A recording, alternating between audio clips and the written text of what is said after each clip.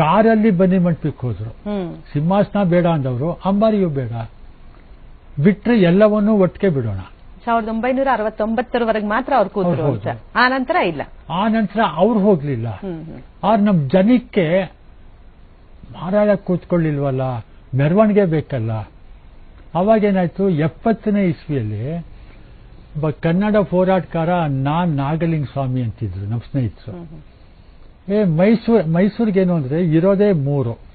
ಒಂದು ಚಾಮುಂಡಿ ಬೆಟ್ಟ ಆಕರ್ಷಣೆ, ಅದು ಬಿಟ್ರೆ ಅರಮನೆ, ವಿಶ್ವವಿಖ್ಯಾತ ಅರಮನೆ. ಅರಮನೆ ಅಂದ ತಕ್ಷಣ ನಮಗೆ ಸಿಂಹಾಸನ, ಜಂಬೂ ಸವಾರಿ ಬರುತ್ತೆ.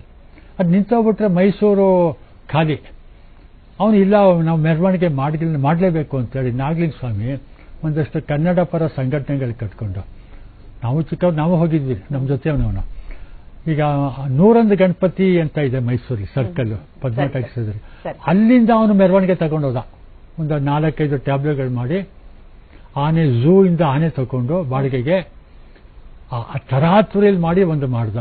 ಅಂದ್ರೆ ನಮ್ಮ ರಾಜನ ಆ ಸಂಪ್ರದಾಯ ಉಳಿಬೇಕು ಅನ್ನುವಂಥ ಭಾವನೆ ಇದೆಯಲ್ಲ ಜನಗಳಲ್ಲಿ, ಆ ತಾದಾತ್ಮ್ಯಕತೆ, ಅದು ಬಹಳ ಮುಖ್ಯ.